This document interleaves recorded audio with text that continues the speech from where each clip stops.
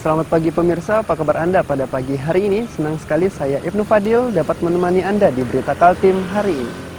Sejumlah informasi penting telah kami siapkan untuk Anda dan berikut di antaranya. Camat Samarinda Kota mengamuk saat melakukan razia penertiban.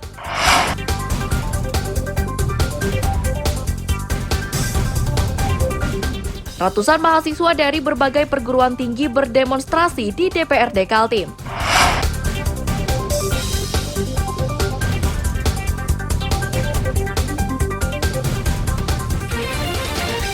Pelajar SMP Fastabikul Khairat Samarinda mampu membuat karya tulis dan sudah dibukukan.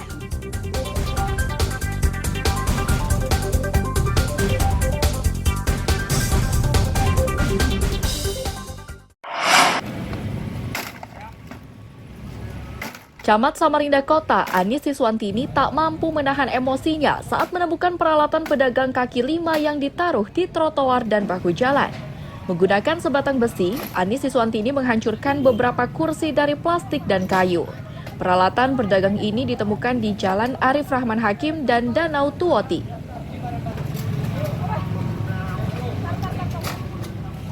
Sebelum meluapkan emosinya, Anis Siswantini sudah beberapa kali memperingatkan para pedagang agar tidak berjualan atau menempatkan rombongnya di bahu jalan. Akan tetapi, peringatan tersebut tidak ditanggapi.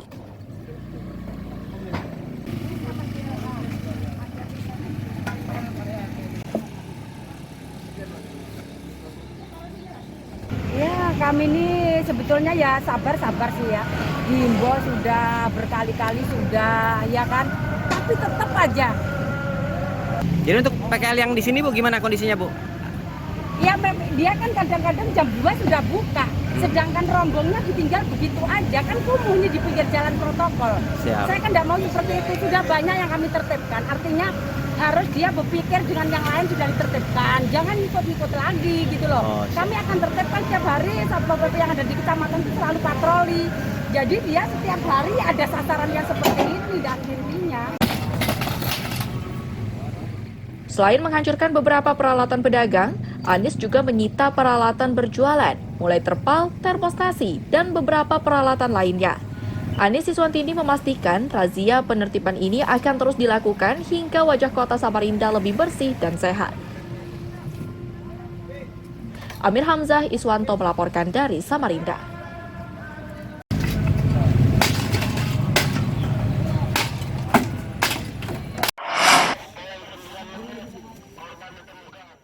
Regu penyelam dari Posar Samarinda ini akhirnya berhasil menemukan jasad Tommy, remaja asal Bontang yang tenggelam di kolam Taman Sejati, Jalan MT Haryono, Sungai Kunjang, Selasa siang.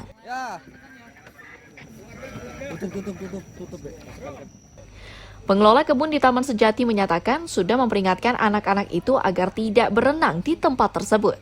Akan tetapi peringatannya tidak ditanggapi dan beberapa saat kemudian anak-anak itu panik saat Tommy tenggelam.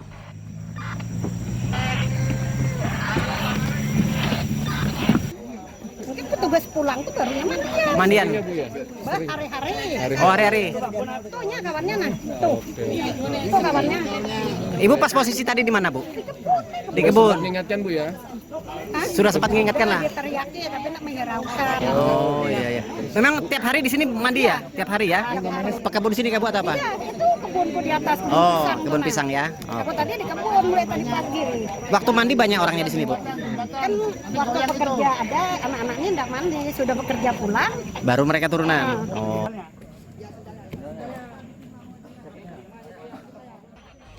Satu dari 3 rekan korban menyatakan sejak dari awal sudah membantu korban berenang. Tak lama berselang mereka tak mampu menahan beban hingga akhirnya korban terlepas dan tenggelam ke dasar danau.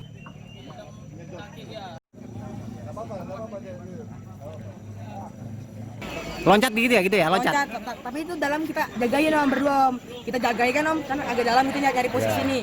Dia loncat Om, loncat kita dipegangin gini Om. Jadi saking dia panik kan Om, agak dalam kan, ditarik kita Om. Jadi kita kehabisin napas kan, jadi kita tarik napas nih, ditindihi gini nih. Jadi saya tarik kan, kuat tarik sini gini, ke samping situ. Terakhir yoga loncat kan, habis napas, dapat rambutnya. Ditarik nih, keras Om. Jadi saya kasih kaki gini, saya tarik gini kan nggak bisa, jadi tiba-tiba lepas Om. Lepas sampai pas situ Om, betulan Om. Kurang tambah dana Om. Berat. Kepala Kantor Pencarian dan Pertolongan Balikpapan, Melkianus Kota, menyatakan Tommy ditemukan pukul 14:05 waktu Indonesia Tengah setelah tim penyelamnya dikerahkan.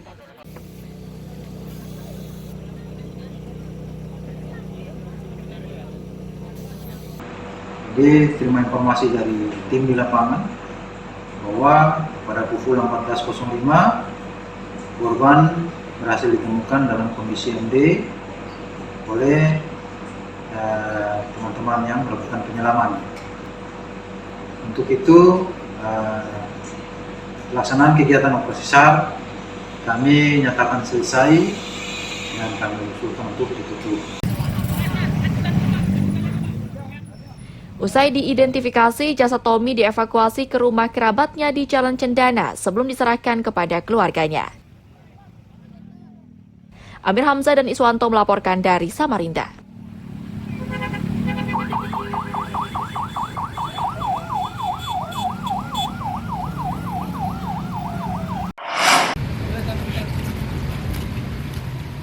Munarman, pria berusia 29 tahun ini dengan tangan terborgol digelandang ke Mako Polresta Balikpapan Selasa siang.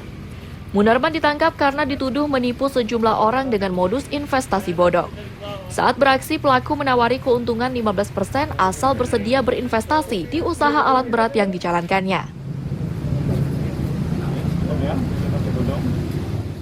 Kapolsek Balikpapan Timur Kompol Imam Syafi'i menyatakan, modus penipuan ini diterapkan tersangka hanya untuk mendapatkan uang agar bisa membayar hutang. Ulah bohong pelaku mulai terendus para korban karena tidak diberi keuntungan yang dijanjikan meski sudah beberapa bulan menyetorkan dana. Pelaku berhasil ditangkap setelah polisi berpura-pura hendak berinvestasi. Tersangka berdalih, uang investasi rekanannya tidak bisa dikembalikan karena habis digunakan saat COVID-19 meluas.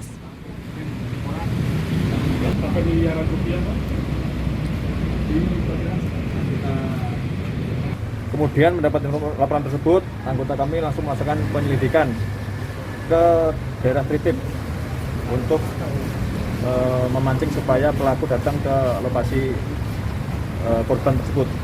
Jadi pada saat hari Selasa tanggal 23 Agustus pukul 21.05 langsung kami amankan yang bersangkutan.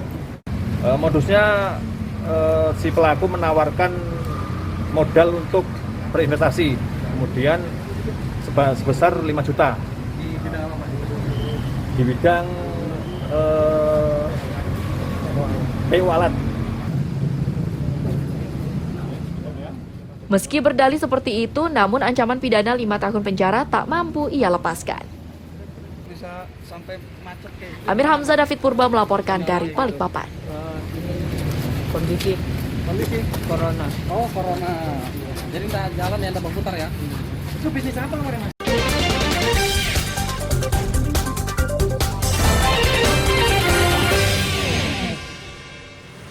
Masih bersama saya Ibnu Fadil, pemirsa Anda kembali menyaksikan 3 berita utama Kaltim hari ini. Camat Samarinda Kota mengamuk saat melakukan razia penertiban.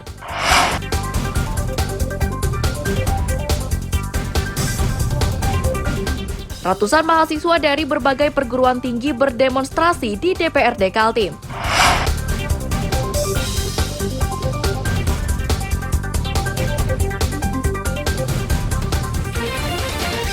Pelajar SMP Fastabikul Khairat Samarinda mampu membuat karya tulis dan sudah dibukukan.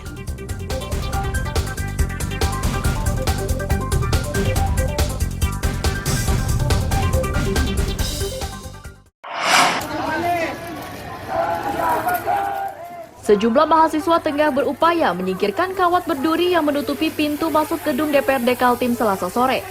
Tak lama berselang, ratusan mahasiswa tiba di tempat itu. Mahasiswa dari berbagai perguruan tinggi datang untuk menyampaikan protes terhadap pemerintah yang menaikkan harga BBM bersubsidi.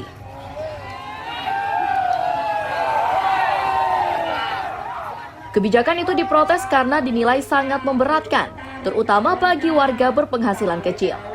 Mereka yakin kenaikan harga BBM bersubsidi itu akan menyebabkan harga kebutuhan pokok melejit. Jika itu terjadi, maka ekonomi warga akan makin terjepit.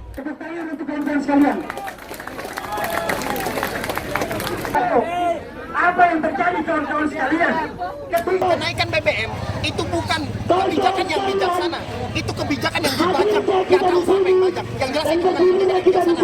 Kenapa? Karena kenaikan BBM yang biasanya cuma 200 rupiah, 500 rupiah, kali ini sampai jumlahnya lebih dari 2.500 bahkan hampir 3.000 rupiah. Di tengah situasi seperti ini yang mana ini bakal disusul dengan inflasi massal. Harga bahan pokok juga pasti naik, harga bahan pangan juga pasti naik, berbagai macam hal juga ikut naik. Ada usulan nggak yang teman-teman kaji selama ini dalam kenaikan harga BBM kali ini? Kalau yang kami kaji, kenapa kita menolak kenaikan harga BBM? Karena sebenarnya ketimbang subsidi BBM yang dicabut dengan alasan subsidi BBM bisa bikin jalan tol beribu-ribu meter. Kata siapa itu bermanfaat? Sedangkan rakyatnya nggak semua punya mobil. Pengendara yang terhambat oleh aksi demo menyatakan ikut mendukung para mahasiswa. Pemerintah pun diminta lebih tanggap karena kenaikan harga BBM ini demikian tinggi. Kawan-kawan yang mungkin kita haruskan pelopor menyingkirkan kawan-kawan peduli itu kawan-kawan. Kalau menurut saya sih agak terganggu sedikit sih mas, karena rumah saya di daerah Jalan Tengku Umar situ. Karena pas ada demo nih jadi macet pula, susah kita untuk bergerak untuk jalan. Tapi dengan adanya aksi demo ini mendukung gimana tuh mas? Kalau dari saya sendiri setuju-setuju aja mas, karena BBM ini naiknya parah ya, dari 7.800 jadi 10.000, ngeri betul ya. Jelang malam, pedemo masih bertahan. Mereka akan terus melanjutkan aksinya hingga DPRD turut mendukung aksinya dan pemerintah menurunkan harga BBM bersubsidi. Amir Hamzah dan Mas Hardiansyah melaporkan dari Samarinda.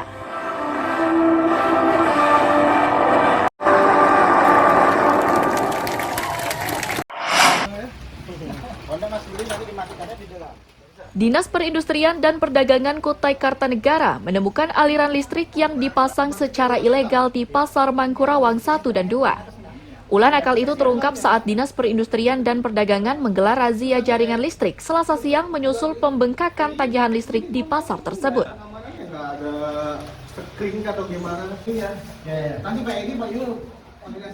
Kepala Disperindak Kukar, Arvan Boma menyatakan, tagihan listrik yang biasanya dibayar 30 juta rupiah per bulannya membengkak menjadi 53 juta rupiah.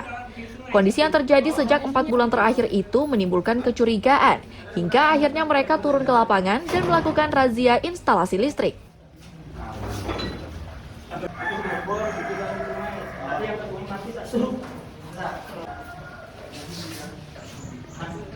Ada 7 titik penggunaan listrik itu yang tidak sesuai, artinya mereka mengambil secara tidak sah. Jaringan listrik yang ada ini diambil. Nah ini yang akan kita tertibkan hari ini. Kita akan putus jaringannya karena memang kalau kita perhatikan, kita lihat sendiri, memang mereka mengambil jaringan secara tidak sah ke lingkungan pasar ini. 4 bulan terakhir ini kan listrik kita cukup besar ya kenaikannya. Terpantau, kami pantau hasil laporan kami koordinasi dengan PLN untuk bulan Januari, periode Januari sampai dengan bulan Februari itu masih di angka 30 jutaan. Tapi terakhir, target di bulan Juli terakhir kemarin, itu sudah mencapai 53 juta. Memang salah satu faktornya adalah memang berdasarkan surat ini dari PLN kemarin, ada kenaikan TDL. Tetapi yang lebih signifikan penyebab kenaikan itu memang adalah penggunaan kurang tidak tertibnya penggunaan listrik di Pasar Tanggarung 1 dan 2 ini. Beberapa sambungan listrik yang dilakukan secara ilegal akhirnya diputus. Dari bukti tersebut, Dinas Perindustrian dan Perdagangan akan memasang KWH di masing-masing petak agar tagihan listrik dibayar sendiri oleh para pedagang. Amir Hamzah dan Faidil Adha melaporkan dari Kutai Kartanegara.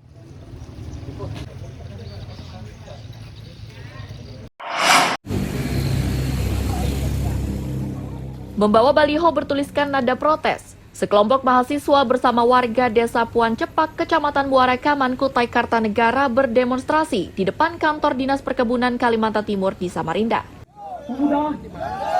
Hari ini kita bersama. Pedemo meminta Dinas Perkebunan menjatuhkan sanksi pada perusahaan sawit yang beroperasi di kampungnya karena dinilai tidak memenuhi kewajiban kebun plasma. Warga menuntutnya melalui Dinas Perkebunan karena perusahaan tersebut sejak 2009 sudah berjanji akan mengakomodir kebun plasma. Akan tetapi janji tersebut belum diwujudkan hingga kini. Luas akibatnya akan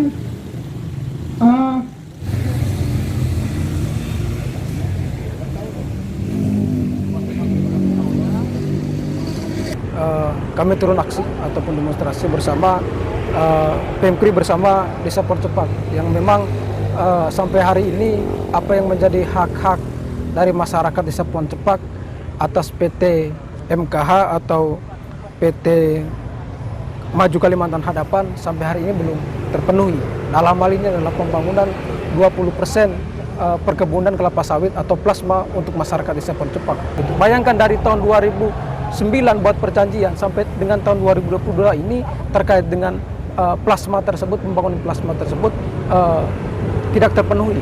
Keluhan kita dari masyarakat Desa Percepat bahwa selama dari 2007 pembangunan sampai 2008, sedangkan panennya itu sudah di 2013. Sampai sekarang pun kita tidak pernah merasakan plasma dari PT MKH sekarang atau Maju Kalimantan Hadapan. Jadi kita mohon sekarang untuk membangun plasma kita yang di Desa Percepat itu. Kepala Dinas Perkebunan Kaltim menyatakan akan meminta keterangan kedua belah pihak guna memastikan kondisi sebenarnya.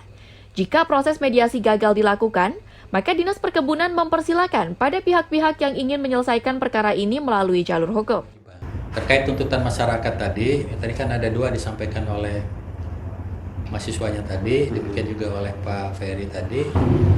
Nanti kami akan minta klarifikasi kepada perusahaan lewat surat resmi, dan sekaligus kita meminta dia untuk duduk bersama-sama menyelesaikan masalah ini melalui jalur mediasi. Penyelesaian masalah itu kan ada dua tuh, peradilan itu kan, itu mediasi. Jadi mereka harus pilih itu, harus sepakat dulu. Nanti kita akan lakukan proses itu. Usai mendapat penjelasan dari Kepala Dinas, pendemo akhirnya membubarkan diri dengan harapan keinginannya segera terkabul. Amir Hamzah, Mas Hardiansyah melaporkan dari Samarinda.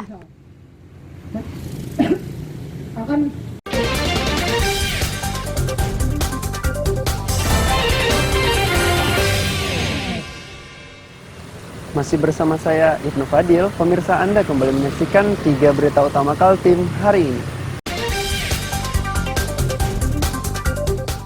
Camat Samarinda Kota mengamuk saat melakukan razia penertiban.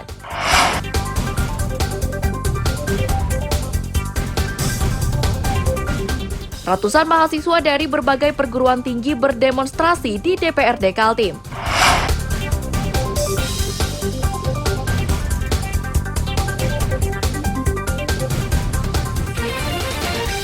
Pelajar SMP Fastabikul Khairat Samarinda mampu membuat karya tulis dan sudah dibukukan.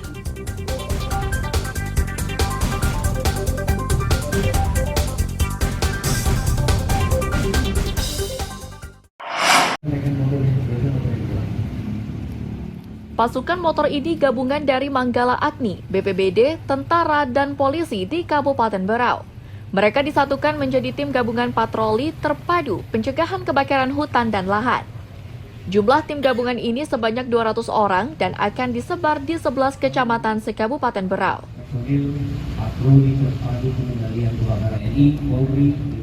Kepala Pelaksana BPBD Berau Tamrin menjelaskan, tim gabungan ini tetap dikerahkan meski Berau kini memasuki musim kemarau basah. Maksudnya, hujan tetap akan turun meski saat ini sudah berada di musim kemarau. Untuk wilayah Berau, kemarau panjang akan terjadi tahun 2023 mendatang. Prediksi tersebut didasari siklus 4 tahunan.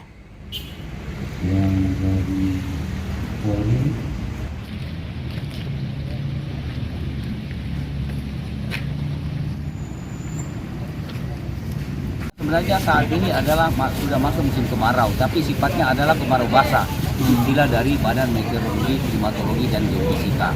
Kita tahun ini 2022 ini musim kemaraunya sifatnya basah, jadi ada seringan hujan, jadi kita tidak terlalu berat. Nah, prediksi kita kalau siklus 4 tahunan itu berlaku, kita 2019 berarti 2023 nanti ini kita antisipasi kemarau panjang yang kering. Nah ini yang perlu kita waspadai. Ada indikasi dari 13 kecamatan Pak yang mungkin rawan? Ya tentu ada beberapa kecamatan, antara lain Sega, tadi saya sebutkan Tabalar, kemudian Bayur, khususnya di daerah Labanan, itu memang semua tempat rawan. Meski kerja tim gabungan diyakini tidak akan terlalu berat, namun mereka diminta tetap siaga penuh agar kebakaran hutan dan lahan di tahun 2022 tidak terjadi. Amir Hamzah dan Miko Gusti melaporkan dari Kabupaten Berau.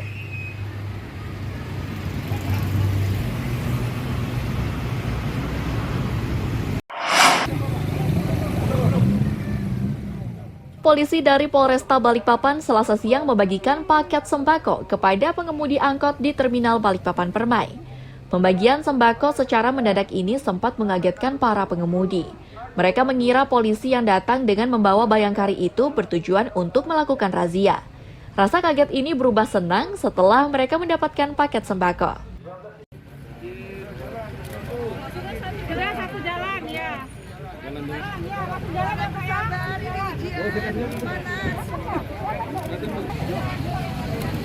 Begini Bu, 1, 2.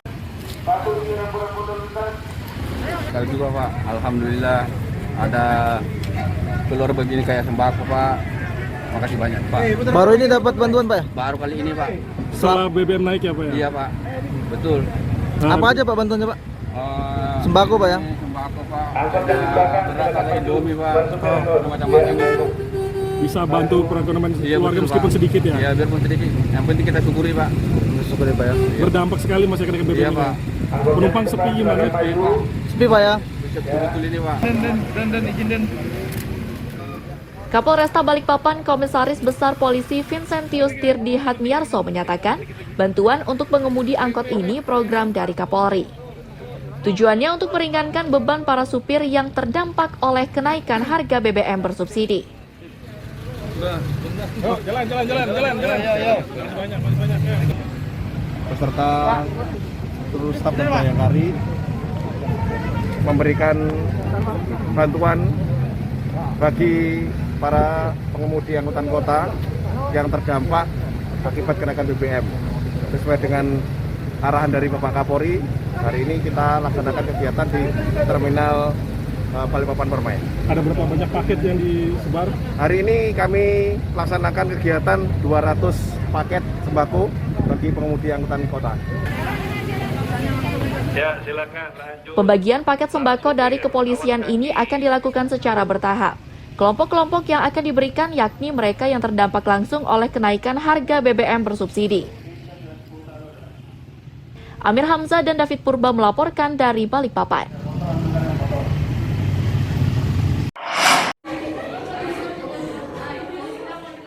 Ruang perpustakaan Sekolah Menengah Pertama Fastabikul Khairat Samarinda ini tidak begitu luas. Namun demikian, ribuan judul buku tersedia di ruangan ini dan bisa dimanfaatkan para siswa. Banyaknya buku yang disediakan memberi inspirasi bagi sebagian siswa. Beberapa dari mereka mampu menghasilkan karya tulis dan kini sudah dibukukan. Penulis buku di sekolah ini menyatakan ketersediaan buku yang jumlahnya banyak itu memudahkan mereka saat membuat karya tulis. Para siswa makin bersemangat karena perpustakaan di sekolahnya bisa akses melalui daring.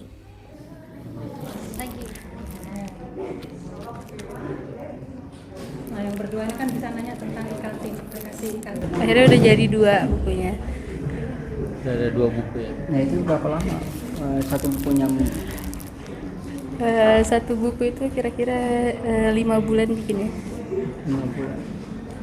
Kalau ide sendiri gimana? Idenya sendiri dari mana? Biasanya nonton anime, jadi kayak ada ngikutin terinspirasi dari anime juga. Cita-citanya apa sih? Penulis. Kepala SMP Fastabikul Khairat Suparjono menyatakan, penerbitan buku karya siswa itu dilakukan setiap tahun. Bahkan saat COVID-19 masih meluas, para siswa tetap bisa menghasilkan karya tulis yang kini sudah dibukukan.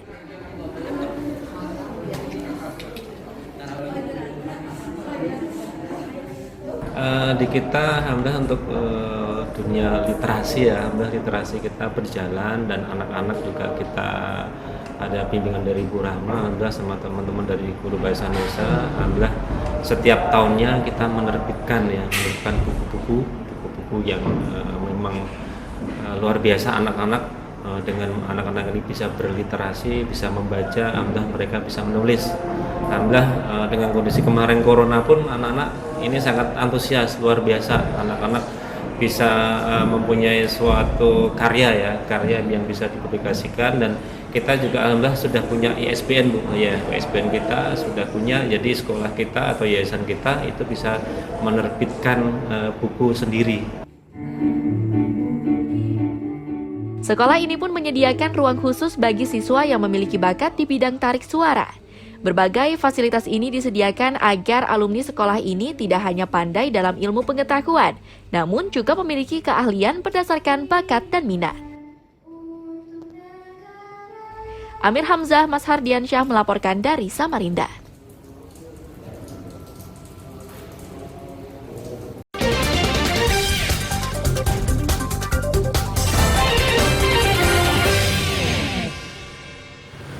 Pemirsa, berita tadi menjadi akhir kebersamaan kita pada pagi hari ini. Saya Ibnu Fadil dan tim redaksi pamit undur diri. Selamat pagi, salam sejahtera, dan sampai jumpa.